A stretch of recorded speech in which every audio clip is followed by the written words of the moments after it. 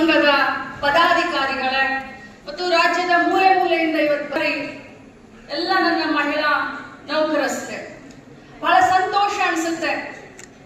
ಮಹಿಳೆ ನಡೆದು ಬಂದಂತ ದಾರಿ, ನಾನು ಭಾಷಣ ಒಂದ್ ಸ್ವಲ್ಪ ಜಾಸ್ತಿ ಮಾಡಬೇಕು ಅಂತ ನನಗೆ ಆಸೆ ಇತ್ತು. ಯಾಕಂದ್ರೆ ನಾವೆಲ್ಲ ಮಹಿಳೆ, ನಮಗೆ ಬೇರೆ ಜಾತಿ ಇಲ್ಲ, ನಮ್ಗೆ ಯಾವ ಪಕ್ಷ ಇಲ್ಲ, ಮಹಿಳಾ ಜಾತಿ ಒಂದೇ. ಮಹಿಳೆಗೆ ಶಕ್ತಿ ತುಂಬಬೇಕನ್ನೋದು ಒಂದೇ ನಮ್ಮೆಲ್ಲರ ಕನಸು, ನಮ್ಮೆಲ್ಲರ ಉದ್ದೇಶ. ಮಹಿಳೆ ಅಂತಂದ್ರೆ ನನಗೆ ಬಹಳಷ್ಟು ಹೆಮ್ಮೆ.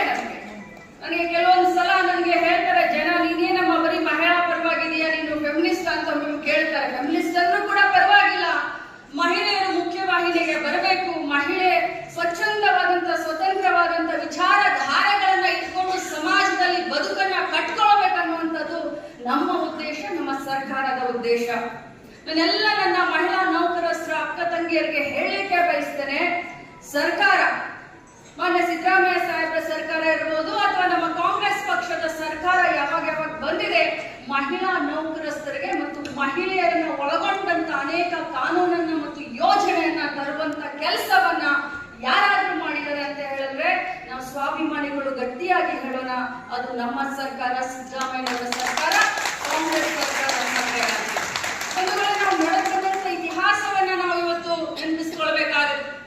ಒಂದು ಕಾಲದಲ್ಲಿ ಸತಿ ಸಹಗಮನ ಪದ್ಧತಿಯಿಂದ ನಾವೆಲ್ಲ ಎದ್ದು ಬಂದಿದ್ದೇವೆ. ಇದೇ ದೇಶದಲ್ಲಿ ಆ ಸಂಸ್ಕೃತಿ ಇತ್ತು. ಒಂದು ಕಾಲದಲ್ಲಿ ಸತಿ ಸಹಗಮನ ಪದ್ಧತಿ, ಗಂಡ ಸತ್ತ ತಕ್ಷಣ ಹೆಣ್ಣು ತಲೆ ಎಲ್ಲ ಬೋಳಿಸ್ಕೊಳ್ಬೇಕಾಗಿತ್ತು.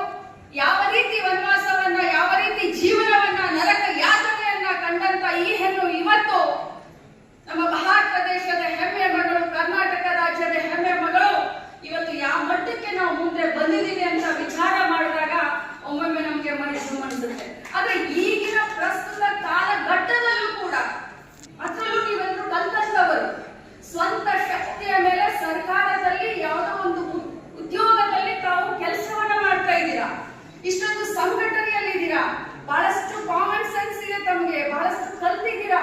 ಆದ್ರೂ ಕೂಡ ಇಂಥ ಸಂದರ್ಭದಲ್ಲೂ ತಾವು ಕೂಡ ಕಷ್ಟವನ್ನ ಅನುಭವಿಸ್ತೀರಾ ಅಂತ ನನ್ನ ಗಮನಕ್ಕೆ ಬಂದಾಗ ನಿಜವಾಗ್ಲೂ ನನಗೆ ಬಹಳಷ್ಟು ವಿಚಾರ ಮಾಡ್ಬೇಕಲ್ಲಪ್ಪ. ಈ ಮಟ್ಟಕ್ಕೆ ನಾವು ಬೆಳೆದ್ರೂ ಕೂಡ ಇನ್ನೂ ಹೆಣ್ಣಿನ ಶೋಷಣೆ ಆಗ್ತಾ ಇದೆ ಅಂತ ಒಮ್ಮೆ ವಿಚಾರ ಮಾಡ್ತಾ ಇರ್ತೀನಿ ನಾನು. ಇವತ್ತು ನಾವು ಕಾನೂನನ್ನ, ಸರ್ಕಾರದಲ್ಲಿ ಅನೇಕ ಯೋಜನೆಯನ್ನ ನಾವು 3ನೇ ಮಹಡಿಯಲ್ಲಿ ಕ್ಯಾಬಿನೆಟ್ ನಲ್ಲಿ ಡಿಸಿಷನ್ ತಗೊಳ್ತೀವಿ, ಮಾಡ್ತೀವಿ. ಆದ್ರೆ ಆ ಸರ್ಕಾರಿ ಯೋಜನೆಗಳನ್ನ ಬೇರೆ ಮಟ್ಟಕ್ಕೆ ತೆಗೆದುಕೊಂಡು ಹೋಗಿ ಯಶಸ್ವಿ ಯಾರು ಮಾಡ್ತಾರೆ ಅಂತಂದ್ರೆ ಅದು ನೀವೆಲ್ಲ ಮಾಡ್ತೀರಿ ಅಂತ ಬಹಳಷ್ಟು ಹೆಮ್ಮೆಯಿಂದ ಹೇಳಲಿಕ್ಕೆ ಬಯಸ್ತೇನೆ.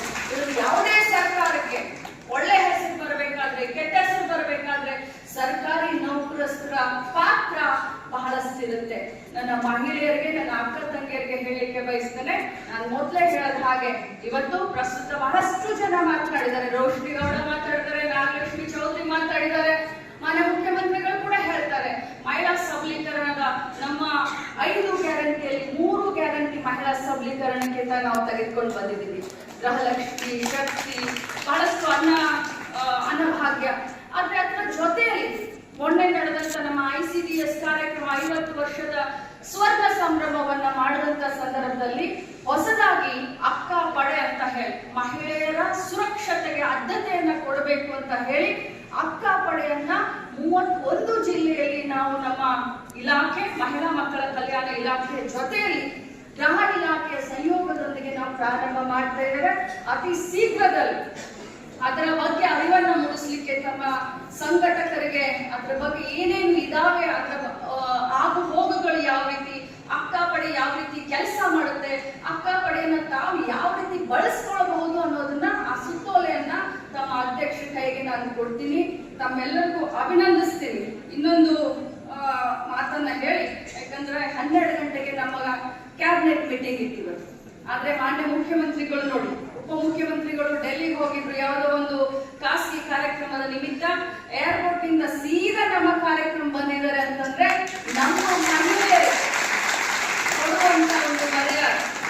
ಅದರ ಜೊತೆ ಮಾನ್ಯ ಮುಖ್ಯಮಂತ್ರಿಗಳು ಕ್ಯಾಬಿನೆಟ್ಗೆ 5 ನಿಮಿಷ ಹೆಚ್ಚು ಕಡಿಮೆ ಯಾವ್ದಾದ್ರು ಮಂತ್ರಿಗಳು ಬಂದ್ರೆ ವಾಚ್ ಕೊಡ್ಕೊಳ್ತಾರೆ, ನಮ್ಗೆಲ್ಲರೂ ಕ್ಲಾಸ್ ತಗೊಳ್ತಾರೆ. ಆದ್ರೆ ಇವತ್ತು ಸ್ವತಃ ಮುಖ್ಯಮಂತ್ರಿಗಳು 45 ನಿಮಿಷ ತಡವಾಗಿದ್ರು ಕೂಡ ಸುಮ್ಮನೆ ಕೂತ್ಕೊಂಡಿದ್ದಾರೆ ಅಂತಂದ್ರೆ ಮಹಿಳೆಯರಿಗೆ ಕೊಡುವಂತ ಗೌರವ, ಆದರ ಮತ್ತು ಸನ್ಮಾನ.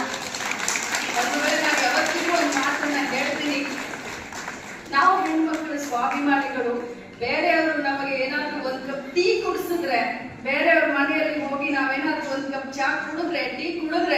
ಅದು ನಮಗೆ ಋಣ ಆಗುತ್ತೆ.